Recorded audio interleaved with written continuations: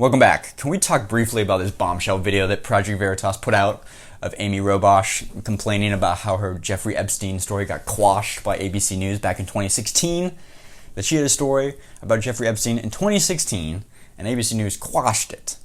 And then they released some sort of memo today that's pretty weak whiskey about how it didn't meet editorial standards, which, as a journalist working in New York City, I feel totally within my realm to tell you did not meet editorial standards. Is simply the carte blanche defense offered every time a media company missed a story or messed up or didn't run something they should have.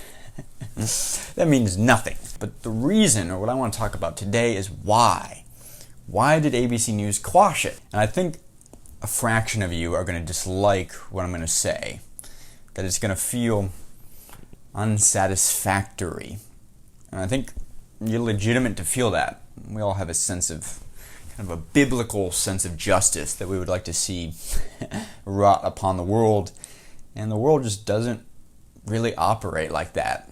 And media is a good portrait to how often the world just isn't made up of Old Testament God bringing down justice upon those who deserve it. Part of the reason is, I can tell you from personal experience, I was reporting on a story where one of the subjects was a Vietnam veteran, a little bit of a crazed Vietnam veteran. And by the time we had the story wrapped up, we were all ready to publish, and the lawyers at the company I was working for wanted military identification that our subject was indeed a Vietnam veteran.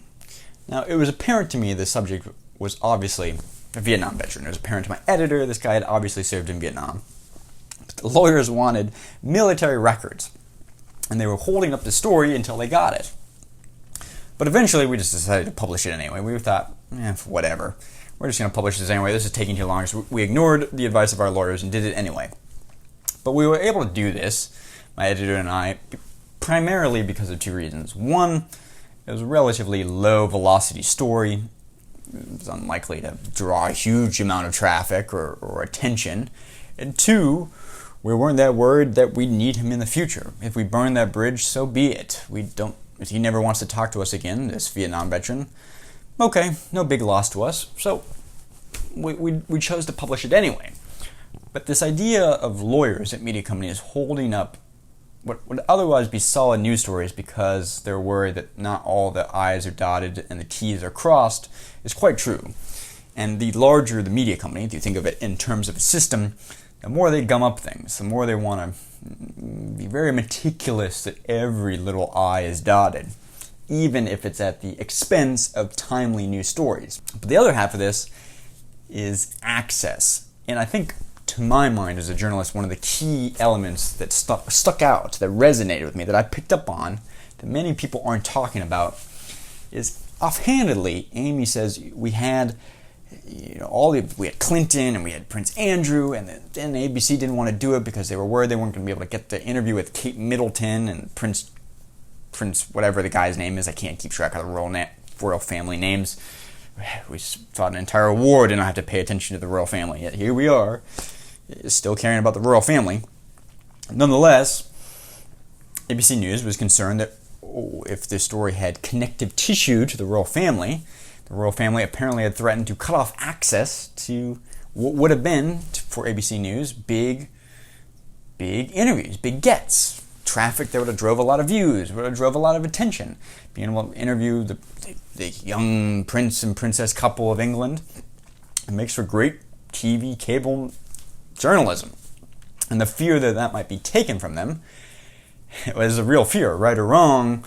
A lot of journalism is built on access journalism, and as much as journalists like to pretend that they are unswayed by the manipulative power of access and fame and money, they are totally willing to trade, or at least bend their publishing if they can get access to information in return.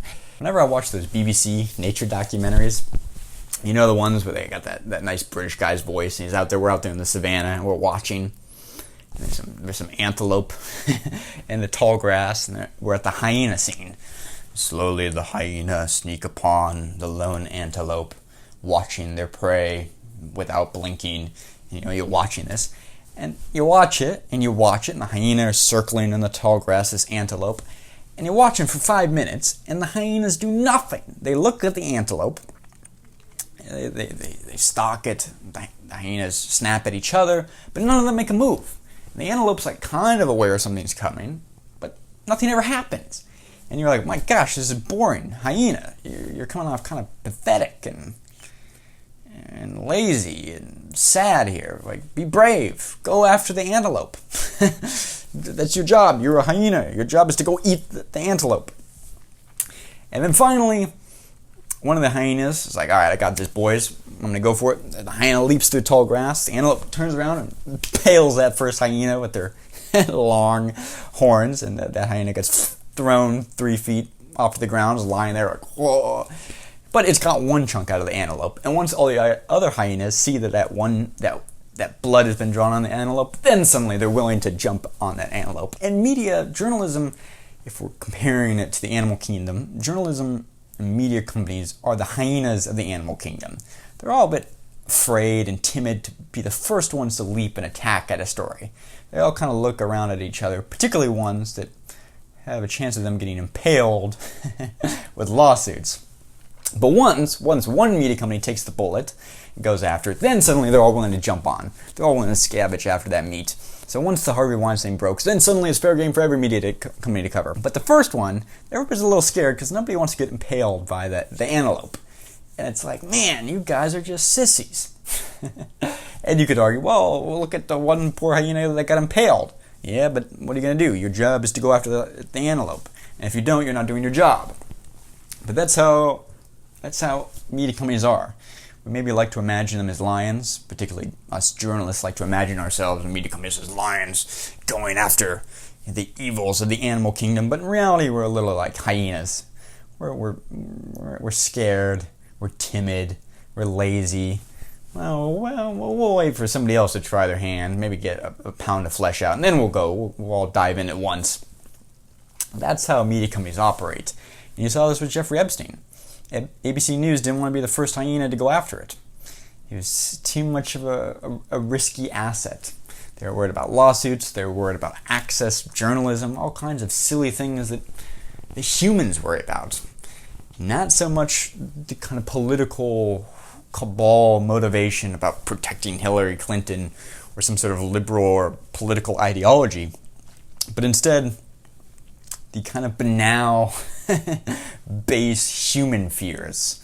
Fears of bringing harm to your employer by getting them involved in a lawsuit. Fears of bringing harm to your employer by, like, costing them an interview. Fears of getting the facts wrong and lowering the brand equity. And that's the real problem. Not that it didn't meet editorial standards.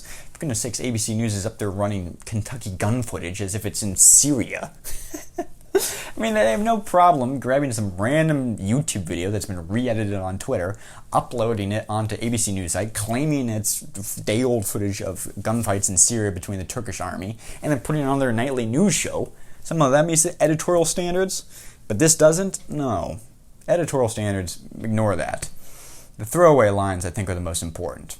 The fact that ABC News, in their statement defending we've never stopped anybody from pursuing stories. In fact, we're going to roll out a 6-hour podcast and an upcoming documentary. Yeah, of course you are, because now Jeffrey Epstein is newsworthy. He's relevant. He's not a risk. He's dead, for goodness sakes. He can't sue you.